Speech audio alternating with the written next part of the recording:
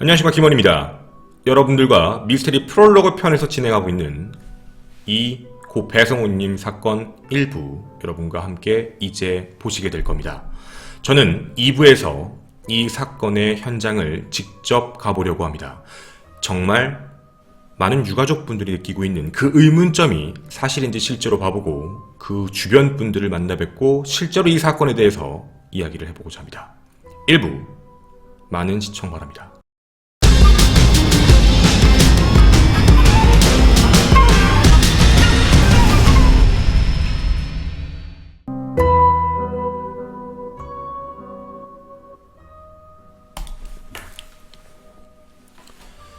안녕하십니까, 우리 전국의 유튜브 구독자 여러분, 아프리카TV 시청자 여러분, 미스테리 프롤로그 편. 오늘 여러분들과 함께 남은 자들의 의문점이라는 얘기로 방송을 한번 진행해보고자 합니다.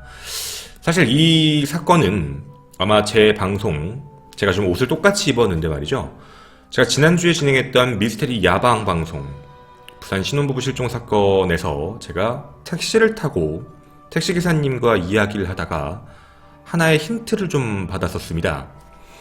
어쩌면 우리가 몰랐을 수도 있던 이야기, 바로 뭐였냐면 어느 한 지역이 있는데 그 지역에 되게 이상한 사건들이 많았다. 얼마 전에 있었던 부산 여중생 폭행 사건도 거기였고, 그리고 그 사건 말고도 한 사건이 더 있었어요 라고 얘기하면서 그때 당시에 언급을 해주셨습니다. 근데 또 부산에 무슨 일이 있었냐면, 저기 부산대학교 대학생일 때 취업 준비생 할 때 흑수 열심히 준비를 해갖고 어렵게 대기업에 입사를 했어요. 네. 그래갖고 친구들하고 거하게 술 한잔 먹고 양주 말아가지고 여자 부르고 놀다가 괴정 사거리라는 데서 친구랑 마지막으로 헤어졌어요. 괴정 사거리? 네, 여기 부산에 괴정이라는 곳이 있거든요. 네. 헤어졌는데 애가 연락이 안 된다고, 집에 안 왔다고 부모님이 전화하고, 친구들은 거기서 헤어졌다 마지막이다. 네. 그리고 실종된 거죠. 근데 찾았어. 약 일주일 뒤에. 어디서 찾았냐면 저기 목재 더미 뒤에 시신으로 찾았어요. 목재 더미요? 목재 더미. 여기 시골에 가면 부산에 아주 큰 목재를 이렇게 수입해가지고 깎아 파는 곳이 있거든요. 네네네. 거기에 이제 시체로 발견됐는데 장기만 빼갔어요. 그때 우리에게 전달되었던 키워드들을 하나씩 읊어드리겠습니다. 괴정사거리, 그리고 대학생, 그리고 취업 후, 그리고 변사체, 그리고 목재창고, 마지막 장기실종. 이렇게 6가지 이야기만의 키워드를 갖게 됐고, 저희는 조사라는 걸 곧바로 시작을 해봤습니다. 조사 초창기는 되게 이상했습니다. 인터넷에 검색을 해봤고, 일단 먼저 소재 파악을 해야 되니까 조사를 해봤는데 자료가 안 나왔습니다. 처음에 우리가 생각을 했던 건 택시기사님께서 뭔가 잘못 알고 계셨나? 이런 생각을 먼저 했었습니다. 근데 조금씩 옛날 기사로 거슬러 올라가면서 우리가 알고 있는 메이저 신문사들이 아닙니다. 부산 지역 신문 위주로 검색을 하다 보니까 나오더라고요. 그리고 그 안에서 여러 가지 내용들을 하나씩 찾게 됐습니다. 그리고 거기서도 이상한 의문점들이 나타나기 시작을 했죠. 오늘은 여러분들과 프롤로그 편으로 그 의문점과 관련된 이야기까지 한번 전달해보고자 합니다. 일단 첫 번째 섹션은 사건의 개요부터 말씀을 좀 드리도록 하겠습니다. 여러분에게 오늘 말씀드릴 고 배성우님은 부산대학교 당시 4학년 기계공학부 출신이고요. 4년 동안 장학금을 한 번도 놓친 적이 없는 되게 자랑스러운 아들이었습니다. 그리고 스스로 부모님에게 피해가 되지 않고자 과외까지 하면서 자신의 생활비도 마련하면서 되게 열심히 공부하고 되게 성실한 사람, 그리고 이때 당시에는 4학년으로서 자신이 원했던 대기업에 취업까지 확정됐던 상황이었습니다. 누가 봐도 되게 아름답고 굉장히 행복한 가정, 그리고 여동생을 끔찍히 아꼈던 오빠였거든요. 그리고 때는 2006년 5월 7일이었습니다. 시간이 참 마음이 아픕니다. 바로 어버이날 전날이었죠. 5월 7일 날 자신이 이제 기업에 붙었고 자신들의 과에 있는 선후배와 함께 뭐 어떻게 보면 축하턱이라고 하겠습니다. 축하에 대한 이야기를 하면서 술을 한 잔 갖는 자리가 있었는데요. 5월 7일 밤에 그 동생이었던 배 모양 그분에게 전화 통화를 하게 되는데 그게 마지막 통화가 돼버렸습니다.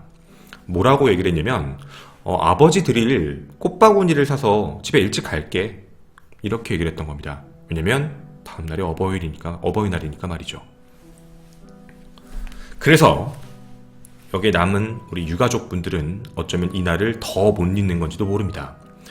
세상에서 가장 행복하고 가장 기분 좋아야 할 날이지만 어쩌면 그 날이 가장 고통스러운 기억일 수도 있기 때문입니다.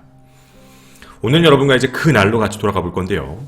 실종 시간은 이제 새벽으로 넘어갑니다. 바로 어버이날인 2006년 5월 8일 새벽 2시 20분에서 2시 30분 경인데요.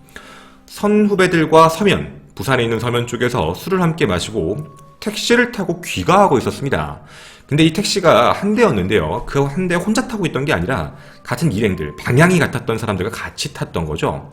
그리고 타고 이동을 하다가 괴정사거리에서 내리게 됩니다. 그 인근에서.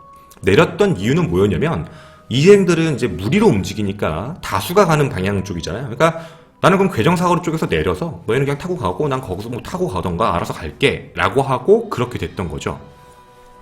괴정사거리 인근에서 내리고 나머지 일행들은 전부 출발을 합니다. 그렇게 그는 이 행적을 공식적으로 마지막으로 하고 실종이 되어버립니다. 바로 어버이날 실종이 된 거죠. 어버이날 아침이 됐음에도 불구하고 아들은 돌아오지 않았으니까 말입니다. 이렇게 실종 신고가 되고요. 많은 사람들이 백방으로 찾으려고 노력도 많이 했고 CCTV도 확인하고 동선 판단해 보려고 되게 노력을 많이 했습니다. 당시 시간대부터 계속 모든 CCTV를 다 확인해 봤던 거죠. 괴정사거리에서 어디로 사라진 걸까에 대한 부분까지요. 하지만 어떠한 흔적조차 찾을 수가 없었습니다. 섹션 두 번째입니다. 발견을 하게 됩니다. 약 40일 정도가 지난 2006년 6월 17일 바로 이곳입니다. 실제 사건 현장입니다. 부산 사하구 장림 이동 쪽에 있는 모 모델하우스 뒤편 돌산 절개지에 있는 인근 목재 공장에서 발견이 되게 됩니다. 당시 그 인근 목재 공장에서 일을 했던 직원, 당시 나이 53세 신모 씨입니다. 신모 씨가 이제 그 목재 쪽으로 해서 이제 장마철에 앞서서 그 주변부를 정리 작업을 하고 있었는데요. 뭔가 이상한 냄새가 났다라고 합니다. 그래서 그쪽으로 슬쩍 가봤는데 풀이 되게 무성한 공간 사이에 뭔가 되게 이상한 게 보였던 거죠. 바로 실제 사건 현장입니다. 보시는 바와 같이 그냥 여러분 눈에 보이는 게 아니라 돌산 아래에 뭔가 이렇게 파여있는 올라가야 되는 구조였습니다. 그리고 그 올라간 길 옆쪽, 쉽게 하면 디귿자 모양으로 파여있는 곳에 돌산 밑에 숲 사이에서 바로 고인이 발견이 되십니다.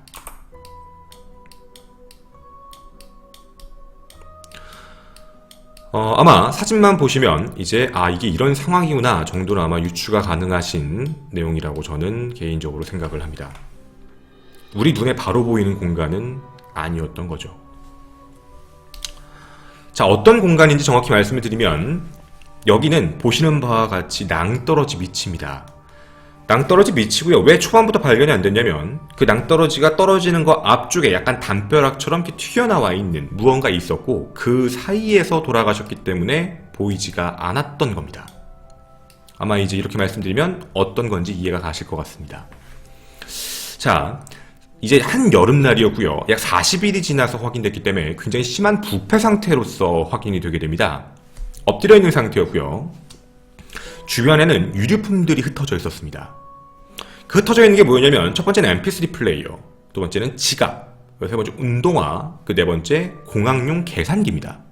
공학 계산기 같은 것도 떨어져 있었던 거죠. 자, 여기까지가 이제 시신의 발견까지입니다. 아마 여기까지의 내용만 보면 우리는 다 편안하게 단순하게 생각할 수 있을 겁니다. 절벽이니까 절벽 위에서 떨어지신 거 아닌가? 이거 추락사 아닌가? 너무 어떻게 보면 자연스럽게 그렇게 생각할 수 있는 게 아닌가 싶기도 합니다. 그리고 당연히 경찰도 발표를 하게 되죠. 경찰의 발표, 다방면으로 수사를 진행을 해봤지만 이건 실족사다라고 판단합니다. 사고의 원인은 추락사입니다 라고 이야기를 하는데 그 이유에 대한 걸 이렇게 얘기를 하게 됩니다. 사고가 일어난 지점은 40m 이상의 절벽으로서 위에서 떨어진 것이다. 뭐 위에서 떨어졌다고 얘기를 하다 보니까 뭐 이제 얘기는 이런 겁니다. 2시 반경에 괴정사거리에서 헤어지고 나서 술에 좀 취해 있던 이 배성훈 씨는 집으로 가는 방향을 잃게 되고 이 산을 오르게 됩니다. 산 언덕을 오르게 되고 그 방향을 모르고 비틀비틀 하다가 그리고 원인 모르게 발을 헛디뎌서 그 위에서 추락사를 한 것이다 라고 경찰은 이야기를 하게 됩니다. 근데 경찰이 이렇게 얘기할 수 있었던 이유가 있었습니다. 어떤 이유가 조금 있었던 거냐면 당시에 이제 시신에서 발견되어 있는 골절상에 대한 부분이었는데요. 골절이 거의 왼쪽과 엉치뼈 기준으로 거의 다 골절이 났습니다. 따라서 위에서 아래로 떨어졌기 때문에 당연히 난 골절이고, 그리고 한 가지 더, 지갑을 확인해 봤는데 이 지갑에는 현금도 다 있었어요. 그러니까 이거는 뭐 강도도 아니고 이건 누가 봐도 추락사가 맞다, 실족사다 이렇게 얘기하고 잠정 결론을 내리게 됩니다. 다시 말씀드리면 이 사건은 경찰 내부에선 종결된 사건입니다. 배성우님은 실족사다라고 말이죠. 하지만요, 유가족들은 이 말을 믿지 않습니다. 유가족들이 억울한 이유가 바로 여러 가지가 나오게 되는데 오늘 여러분과 그 이야기를 한번 차근차근 해보고자 합니다. 유가족의 의문점 첫 번째입니다. 바로 뭐였냐면 유류품이 확인됐다고 얘기했는데 없어진 유류품들이 있습니다. 실제 고 배성훈 씨는 시력이 되게 안 좋아서 안경을 쓰고 다니셨다고 합니다. 근데 당시에 발견된 유류품에선 안경도 없었고요. 그리고 한 가지, 목걸이도 없어졌습니다. 뭐 떨어졌으니까 어딘가에 떨어진 거 아닐까라고 할지 모르겠지만 경찰들도 그 부분을 입증하기 위해서 주변부를 샅샅이 다 수색을 해봤는데 최종적으로까지 확인을 못하고 발견을 못했습니다. 아무리 멀리 떨어지더라도 유류품은 대부분 시신 기준으로 2, 3m 안에 있는 게 정상적인데 그 반경을 더 넓혀서 수사를 해보더라도 확인이 불가능했던 거죠. 유가족들은 이런 얘기를 합니다. 한 번도 태어나서 가본 적도 없는 장소, 그리고 집 방향과도 정말 다른 방향, 그리고 새벽 2시 30분에 안경도 없이 거기를 어떻게 올라갔다는 거지? 에 대한 이야기를 던집니다. 아니 이게 어떻게 이게 가능한 거야? 많이 취했다고? 근데 분명히 2시 반에 헤어질 때 선배 A씨의 진술에 따르면 이제 가는 사람들한테 차비에 보탰어 라고 하고 돈까지 쥐어주면서 갈 정도로 멀쩡했다고 했거든요. 그랬던 사람이 이런 일을 당했다. 너무 이상했던 부분입니다. 그리고 의문점 두 번째는 뭐냐면 추락 장소입니다. 그러니까 이제 위에 언덕길을 얘기하는 건데요. 그 언덕길은 낮에도 걸어가기가 너무 힘들답니다. 그러니까 밤에 걸어가는 건 말도 안 되는데 낮에도 거기가 실제 사람이 보행로가 있는 자리가 아니라서 진입 자체가 너무너무 어려운데 거길 도대체 무슨 정신으로 갔냐는 겁니다. 그리고 당시에는 보름달이 떠있던 날이라 주변이 깜깜했어도 어느 정도 다 바깥에가 보이는 환경이었는데 갈 이유도 없는 사람이, 그리고 진입도 힘든 곳에 왜 갔냐에 대한 문제가 터졌던 거죠. 그리고 세 번째 의문점도 있습니다. 부검 결과의 문제인데요. 잘 들어보시면 좀 이상할 겁니다. 부검 결과 왼쪽 갈비뼈, 그리고 좌측 골반, 좌측 어깨 축지뼈, 그리고 꼬리뼈가 골절된 상태였습니다. 그리고요, 다리, 팔, 머리는 골절이 없습니다. 당연히 유가족 입장에서는 이해가 안 가는 겁니다. 40m에서 추락을 했다면 사람이 머리부터 먼저 떨어지는 게 맞는데 어떻게 머리에 대한 상처는 아무것도 없이 왼쪽과 관련된 부분만 골절상이 있는 것인가에 대한 의문점이었죠. 경찰은 당시에 이렇게 얘기했습니다. 반듯하게 떨어진 게 아니고 이렇게 내려오면서 절벽들이 있으니까 이렇게 몇 번 부딪히면서 떨어진 것이다 라고 이렇게 얘기를 하는 겁니다. 그래서 머리가 다치지 않은 이유가 절벽 여러 군데를 부딪히고 그렇게 추락을 했고 그래서 그런 것이다 이렇게 얘기를 했던 거죠. 근데 이것도 이상합니다. 경찰의 말에서는 뭐가 납득이 가지가 않냐면 어딘가 부딪혀서 떨어졌다면 옷이나 얼굴이나 팔 같은 데에 쓸린 흔적이라던가 아니면 한 가지 더요. 어떤 사람이 어딘가에 부딪혀서 떨어졌다고 얘기를 한다면 튕기지 않을까요? 근데 지금 보시면 아시겠지만 실제 시신이 발견된 장소는 낭떠러지 절벽 바로 밑입니다. 그리고 여기에서 더 큰 위험이 뭐였냐면 중간중간에 있는 나무들입니다. 분명히 낙하 장소로 봤을 때 그 위에 있는 나무 쪽에서 나무를 걸쳐서 나무가 깨지면서 같이 떨어지는 게 맞는 것 같은데 왜 그 나무들, 가지들은 왜 정상인가에 대한 이상한 의문점도 있는 겁니다. 자, 한번 유추를 조금 해보고자 합니다. 뇌 손상도 없고 팔다리가 깨진 게 아닌 왼쪽에 있는 뼈들만 깨졌다. 그러면 우리가 대충 유추할 수 있는 건 만약 추락사라면 내려오는 즉시 이쪽 부분으로 떨어졌다. 머리는 떨어진 게 없고요. 이게 가능할까요? 그냥 상식적인 부분에 대한 물음입니다. 사람이 옆쪽으로 꽝 하고 떨어졌을 때 머리가 안 부딪힐 확률이 얼마만큼 있을까요? 만약 엉덩이 뼈 쪽으로만 떨어졌다고 하면 어깨뼈가 깨지고 갈비뼈가 깨지는 게 가능할까요? 그럼 여러분에게 한 가지만 더 여쭤보겠습니다. 만약에 이게 추락사가 아니라면 이런 비슷한 상황이 또 어디서 나올까요? 첫 번째 유추할 수 있는 건 자동차입니다. 뺑소니. 근데 문제는 법의학적으로 봤을 때 승용차에게 부딪히면 다리가 손상이 갑니다. 왜냐면 승용차는 앞에가 낮으니까 말이죠. 다리가 먼저 부딪히면서 그 다음에 유리창으로 머리가 들어오기 때문에 대부분 머리가 튕깁니다. 그래서 대다수 교통사고 현상을 보게 되면 다리 그리고 머리 쪽에 심한 상처가 나게 됩니다. 근데 이건 그 경우가 아니었거든요. 그럼 한 가지 방법밖에 없죠. 앞쪽이 날카로운 게 아닌 앞쪽이 평평한 교통사고, 트럭입니다. 트럭에게 부딪히는 경우는 갈비뼈 같은 특히 한쪽 부분, 왜냐면 사람이 몸을 틀기 때문에 한쪽 부분으로 하고 그 다음에 폐나 장기 같은 내부에 엄청난 치명상을 입게 된답니다. 그러니까 지금 이 사고는 우리가 추락사로도 볼 수 있지만 뭐 자동차 사고가 있었다라고 얘기를 해도 큰 문제는 없습니다. 왜냐면 우리가 의심하고 있는 건 목걸이랑 안경도 없거든요.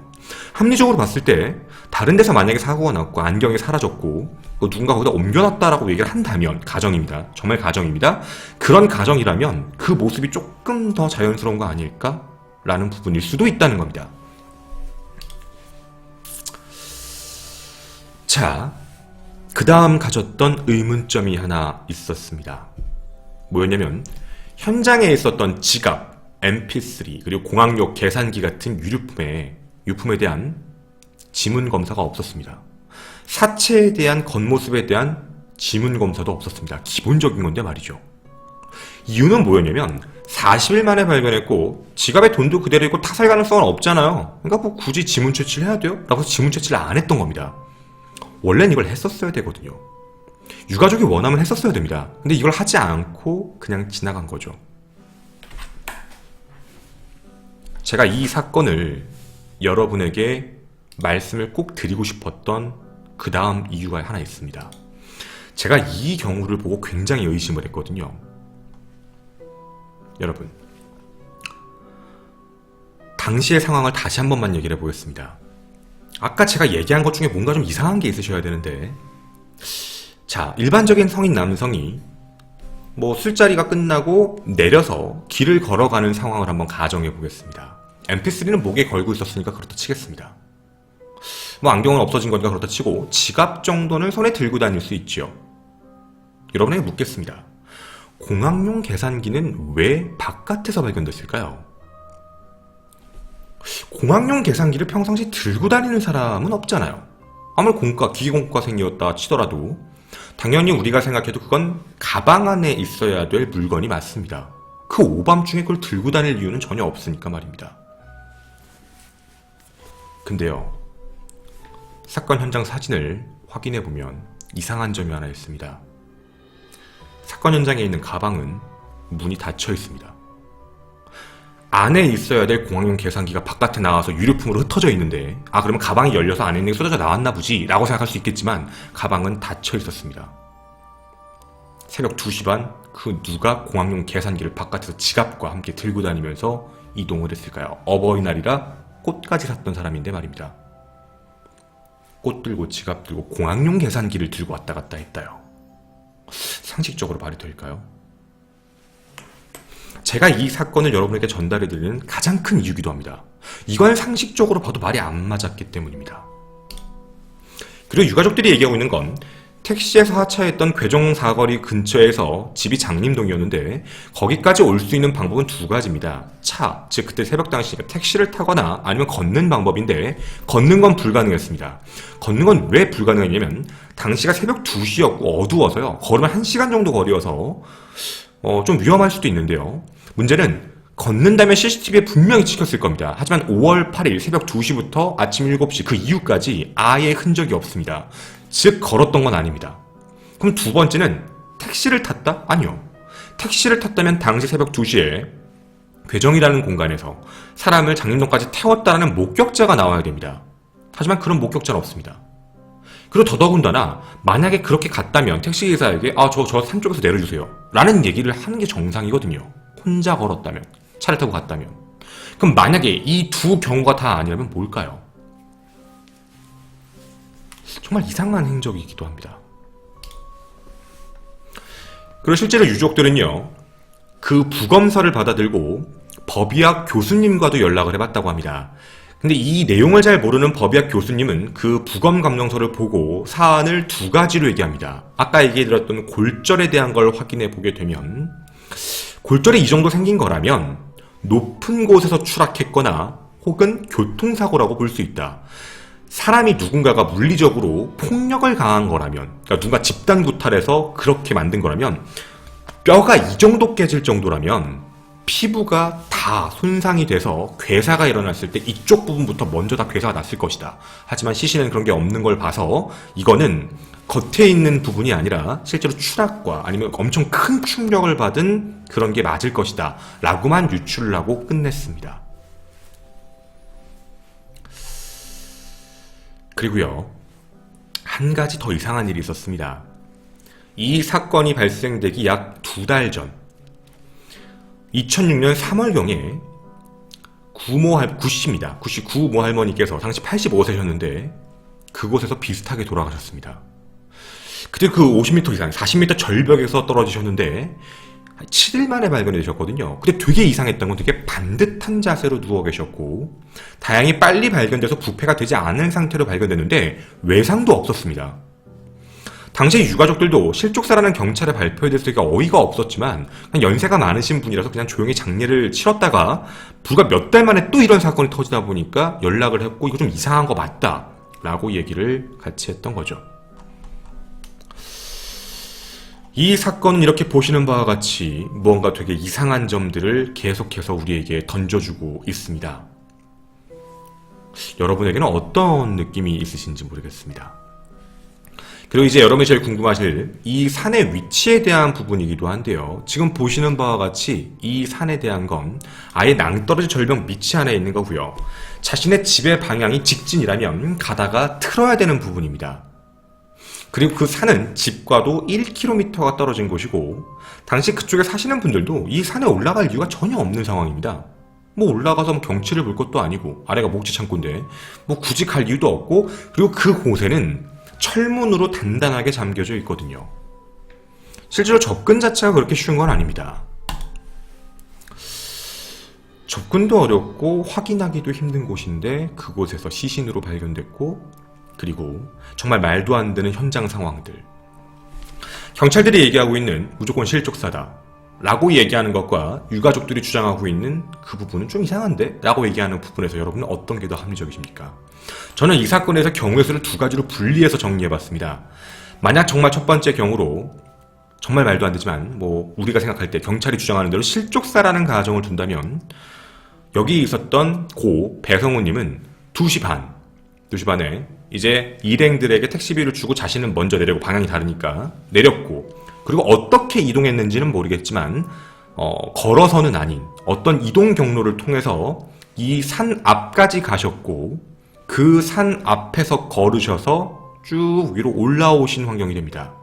그리고 그 위에 그냥 왜 올라왔는지는 모르겠지만 올라오신 상태에서 발을 헛디뎠거나 해서 거기서 실족사를 하시게 된 거죠.